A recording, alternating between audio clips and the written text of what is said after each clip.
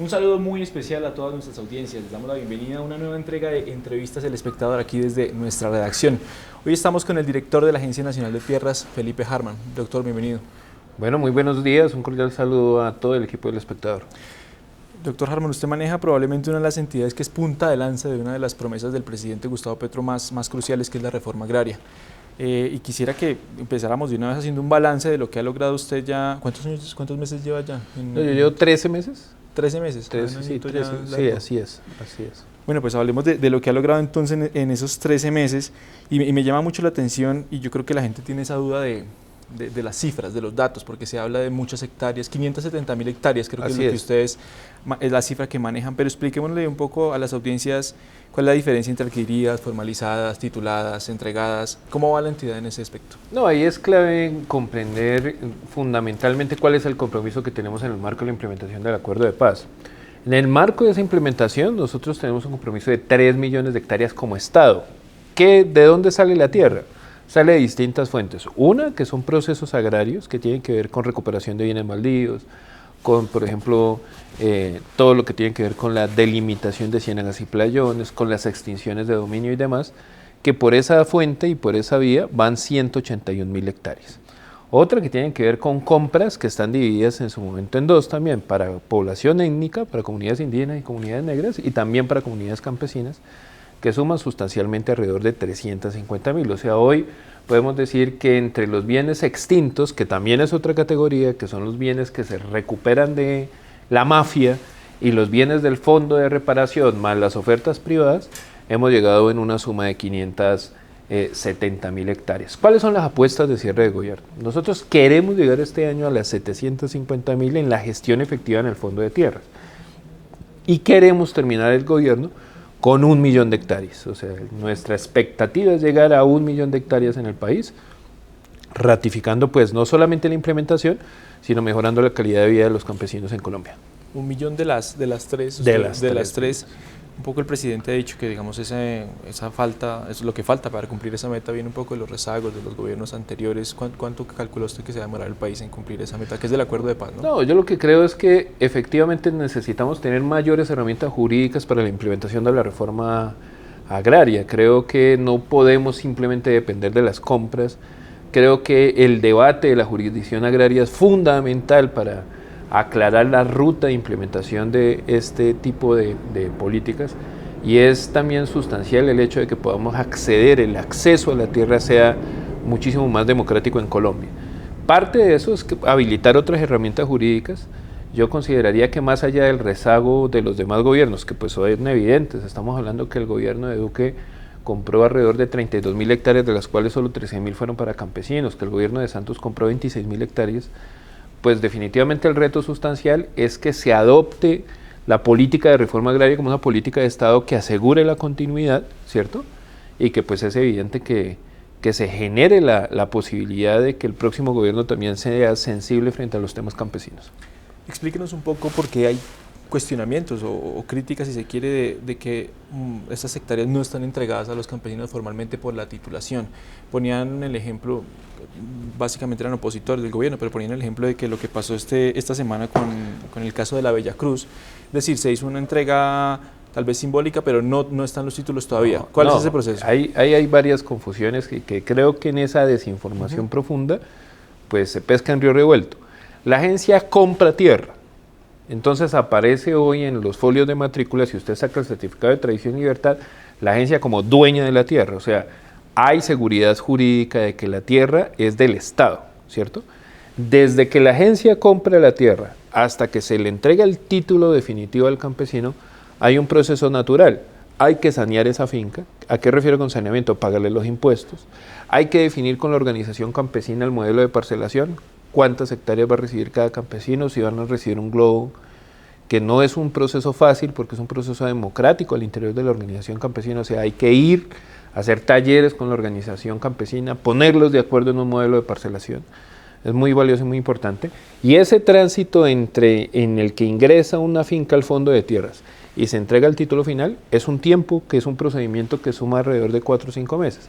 Entonces mucha gente ha planteado, es que ahora el nuevo propietario y el nuevo latifundista de la Agencia Nacional de Tierras. Eso es una excelente noticia. O sea, han avanzado los bienes fiscales patrimoniales, pero hoy están en manos de campesinos. Ahora lo que queda es avanzar en cerrar definitivamente el ciclo, entregando el título de asignación final al campesino, lo que no significa que esas entregas estén en veremos, estén pegadas con babas, o estén frágiles, o estén en alguna denotación de las cuales se han expuesto por parte de sectores de la oposición y incluso por parte de sectores de la opinión pública. Sí. Hablaba ahorita usted del tema de las compras y el presidente ha planteado en varias oportunidades pues, que quiere que los grandes hacendados o propietarios, dice él, sean aliados de esa reforma agraria. ¿Cómo les ha ido comprando? ¿Si han comprado buena tierra, si les han vendido o les están vendiendo? Mire, yo le voy a decantar una de las grandes dificultades que tiene la reforma agraria. Nosotros nos han ofertado 2.500.000 hectáreas. De las 2.500.000 hectáreas, 1.500.000 son presuntos baldíos. Por eso es que han limitado tanto las decisiones asociadas a la jurisdicción agraria, porque el latifundio en gran medida no está saneado jurídicamente en Colombia. O sea, lo que le quiero decir es que, por ejemplo, ¿qué ocurren en distintas ofertas que nos pasan en la costa? Un tipo tenía 500 hectáreas en propiedad privada, pero aparece con 800. ¿Qué ocurrió? 1000 cosas pueden haber ocurrido. Una, que no tiene los papeles, otra que corrió la cerca extraoficialmente, pero entre el presunto baldío y la definición de baldío tiene que haber un proceso de jurisdicción agraria para resolver jurídicamente esa situación. Pero entonces, claro, como nosotros decimos, vea, aquí hay 500 que se pueden comprar y 300 que no se pueden comprar, el tipo nos dice, o compro todo, o vendo todo, o no vendo nada. Entonces nos limita. Entonces lo que le quiero decir es que de esas 2.500.000 hectáreas, para llegar a las cifras de 350.000 hectáreas compradas, literalmente hemos tenido que ofertar y trabajar 1.000.000 de hectáreas.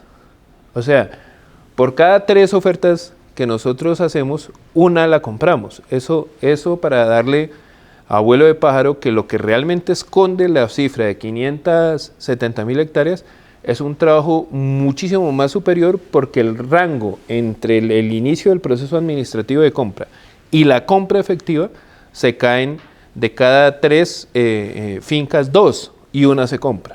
O sea, eso es, pues es el trabajo extraordinario que tiene que hacer la ANT con los recursos y con las garantías que hoy tiene por parte de la ley. Es decir, les han ofrecido baldíos y para retomar la Total. respuesta, ¿y tierra no productiva también? Total.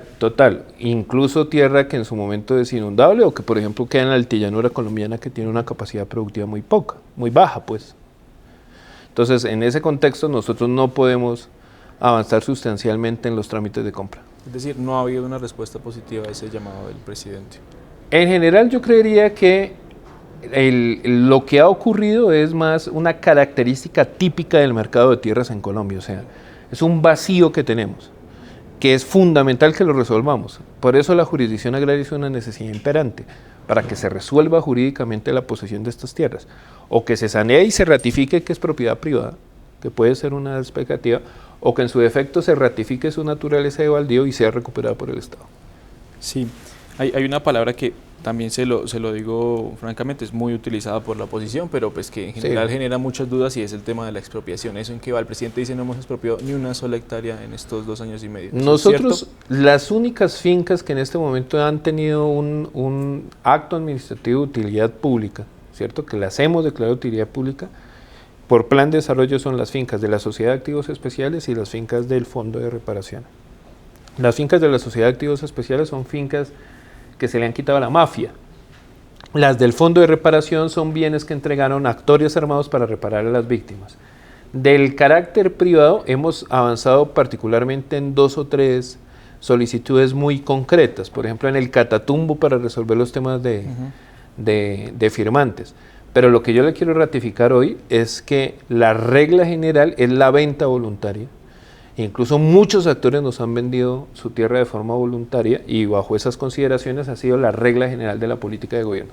Sí, hablábamos ahorita detrás de cámaras en una conversación que teníamos, y es que pues el país está atravesando una ola de violencia muy importante o muy digamos, crítica en varias regiones del país. Y usted, su entidad, ha sido, digamos, de alguna manera víctima de eso, porque en varias regiones, el Clan del Golfo, el ELN, no sé, las disidencias, usted nos contará bien, está limitando el trabajo de sus funcionarios. ¿Qué está pasando?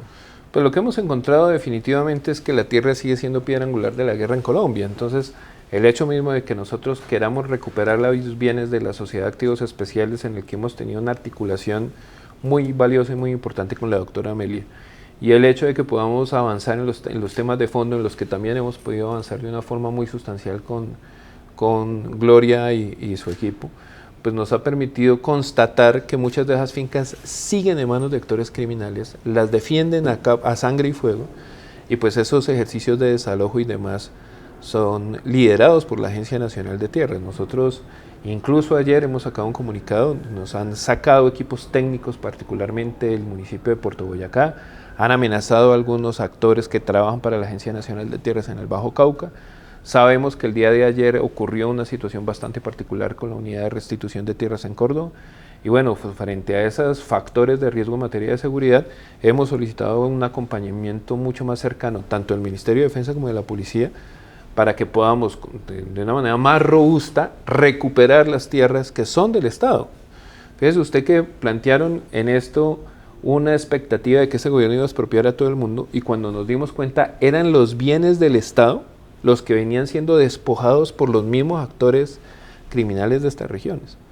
Entonces encontramos todos los bienes del Estado ocupados, todos los bienes del fondo ocupados por actores irregulares de la tierra en Colombia. Entonces esa es la expectativa que tenemos, vamos a seguir con este tipo de operativos, vamos a seguir avanzando, ratificamos la voluntad que tiene el gobierno de recuperar esas tierras y de ponerlas en disposición de manos campesinas. Pero en este momento, ¿usted cree que está en riesgo esa misión de la Agencia de Tierras? Yo creo que hay mayores riesgos, sin duda alguna. Yo creo que es evidente que el plan Pistola operativizado por el Clan del Golfo, en uno de los dos núcleos de reforma agraria que nosotros tenemos, es una clara advertencia de que hay una situación de riesgo, y esperamos de forma oportuna que en esa medida no solamente nos integremos como Estado para resolver este asunto desde el gobierno, sino también brindemos todo el acompañamiento posterior a las organizaciones campesinas para mantener esas fincas en manos de campesinos. Detallemos un poco eso que usted contaba ahorita, es decir, el Clan del Golfo está controlando tierras, el ELN también, ¿dónde? ¿Quiénes son? Nosotros hemos mapeado muy bien lo que está ocurriendo con los bienes, con estos bienes del Estado en el Magdalena Medio, en el Bajo Cauca y en Córdoba. Y es evidente que las estructuras del clan mantienen control y hegemonía absoluta frente a los bienes del Estado. Nosotros, cada bien de estos es un desalojo, y nos hemos encontrado con un sinnúmero de dificultades propias de este ejercicio, pero ratificar una denuncia clara: es el Estado el que ha sido despojado de las tierras, y esas tierras son para la reparación de las víctimas, vamos a seguirlas recuperando, pero sí alertarle a la opinión pública, que es muy importante que se conozca que hay aún muchísimo control territorial sobre esos bienes por parte de estos actores criminales. Un poco por esa línea usted también ha denunciado que hay una cierta apropiación de tierras ilegal de empresarios, incluso de congresistas. Recientemente usted mencionó dos nombres, Carlos Cuenca, que es un congresista de Cambio Radical, y Paloma Valencia, la mencionó usted, es una congresista del Centro Democrático. ¿Cuáles son esas investigaciones contra ellos? Esos son casos de recuperación de bienes baldíos en el Bichada. En el caso del representante Cuenca es un baldío muy importante, él incluso se ha declarado impedido para los temas del sector agricultura. Él tiene una finca que es una tierra baldía del Estado, y en el caso de los Lacerna, que son primos de la senadora Valencia, pues también es parte de un baldío de alrededor de 6.000 hectáreas, que literalmente ese expediente estaba archivado en la Agencia Nacional de Tierras. Nosotros hemos dispuesto todo lo necesario para recuperar esa tierra y para ponerla en disposición de los campesinos. Es muy importante esto, ratificar con urgencia: los baldíos son para campesinos de Colombia. En ese contexto nosotros hemos venido avanzando y esperamos avanzar mucho más. Tengo que hacerle una pregunta también por un cuestionamiento que le han hecho a su entidad, y leía hace poco un informe de contratación, y es que la Agencia Nacional de Tierras tiene 10.000 contratos de prestación de servicio. ¿Eso es verdad? No, tiene muchos menos, tiene alrededor de 7.000, pero evidentemente hemos crecido sustancialmente. ¿Por qué? ¿Por qué se da ese crecimiento? Pues se explica de una forma absolutamente básica. Pasamos de 7 sedes a 30 sedes, porque además imagínate, hermano, que había un campesino, por ejemplo, de El Guaviare, tenía que trasladarse hasta Villavicencio para que lo atendiera la agencia. O sea, habían solo 7 sedes nacionales. Un campesino del Chocó tenía que irse hasta Medellín para solicitar la titulación de su parcela. Un campesino de Boyacá no podía ir a Boyacá, tenía que ir hasta Bogotá, distrito capital, para solicitar la titulación. Entonces nosotros avanzamos en abrir misionales en distintos lugares, pero también hemos avanzado en esquemas de formalización. Y la formalización, que no tiene nada que ver con la compra, una cosa es tierra nueva entregada a campesinos y otra cosa es campesinos que históricamente han ocupado tierras y que tienen títulos, ¿cierto? Que quieren y que no tienen título y que lo necesitan. Esa es la titulación. La dotación de tierras es reforma agraria de forma clara y concreta, pero la titulación de tierras está totalmente abandonada en el gobierno. Hoy podemos decir que los resultados también se dan por ese equipo de talento humano que trabaja en la Agencia Nacional de Tierras. O sea, hoy hemos formalizado 1.500.000 hectáreas, casi 500.000 hectáreas más que el anterior gobierno en solo 2 años de gestión. O sea, tenemos la posibilidad de avanzar sustancialmente en una meta que es de 7 millones de hectáreas. El proceso de paz estableció que para formalización son 7 millones de hectáreas y para compra y acceso a tierra son 3 millones de hectáreas. Entonces, en ese sentido, nosotros queremos honrar el acuerdo de paz y estamos en la tarea de cumplirlo, y para eso necesitamos gente, y para eso necesitamos topógrafos, y necesitamos abogados, y necesitamos equipos, así que en ese sentido hemos avanzado sustancialmente en esa contratación. En relación con esa contratación han dicho que usted, voces de la oposición, pero también informes periodísticos han dicho que en esa entidad, en esos 7.000, dice usted, hay cuotas políticas, hablan de los de Quintero, que los de Caicedo, gente del Meta, pues que usted fue alcalde de Villavicencio. Pues es evidente que nosotros en la Agencia Nacional de Tierras estamos convencidos de la reforma agraria. Y no es ni pecado ni secreto que en ese contexto nosotros necesitamos también internamente gente comprometida con esa idea, con la idea de reforma agraria, con la idea de la redistribución de tierra, gente con experiencia en trabajar con el movimiento campesino, y pues es evidente que sea afín por lo menos a las dinámicas y a las identidades que impulsa este gobierno. Nosotros en eso ni lo escondemos ni lo planteamos. Que se disponga que son cuotas o pendientes de X o Y personaje, eso es falso. Lo que necesitamos es que quien venga a trabajar en la Agencia Nacional de Tierras esté absolutamente convencido de que la reforma agraria es el camino para construir la paz en Colombia. Sí, esta semana en medio de consulta popular y marchas ocurrió un episodio en Bogotá con la minga indígena, con la Agencia Nacional de Tierras, con varios reclamos que están haciendo ellos. ¿Qué es lo que piden? ¿No les han cumplido ustedes o qué está pasando con los indígenas? No, sé que existió un altercado, fue con la Agencia de Desarrollo Rural. Sin embargo, quiero ratificarlo. Hoy, por lo menos, las pretensiones indígenas, nosotros estamos en una compra efectiva de alrededor de 96.000 hectáreas, ¿cierto? Como muy superior a lo hecho por distintos gobiernos para comunidades indígenas, pero también en materia de constitución y ampliación de resguardos hemos avanzado sustancialmente. Lo que hicimos con la minga de manera ordinaria y sin manifestación alguna fue revisar de forma integral nuestra agenda común, mirar cuáles son las apuestas a futuro, cuáles son las apuestas de cierre de gobierno, y bueno, conforme a eso también comprometernos con un flujo de información importante con las distintas comunidades indígenas de Colombia. Pero es evidente que hay un rezago y es evidente que este gobierno no va a alcanzar a cumplir las expectativas de ese rezago. Nosotros por eso hemos insistido en la continuidad de la política pública de reforma agraria. Sí, buena parte de la atención de la opinión pública y del país está en el Catatumbo, y con la conmoción interior. ¿Qué ha logrado usted en el Catatumbo como agencia de tierras? Ahí nosotros tenemos excelentes noticias para el país. El estado de conmoción, que fue duramente criticado por parte de distintos sectores, nos ha permitido avanzar sustancialmente en deudas históricas en el Catatumbo. Nosotros el viernes tenemos un evento muy importante en Tibú. Vamos a entregar 400 títulos, 400 autos de inicio para títulos. Vamos a entregar una resolución de protección territorial de 32.000 hectáreas para el pueblo Barí. Vamos a entregar la zona de reserva campesina Paz y Unión Campesina del Catatumbo. Vamos a entregar 2 fincas para firmantes que en su momento fueron desplazados también por la confrontación interna en el Catatumbo.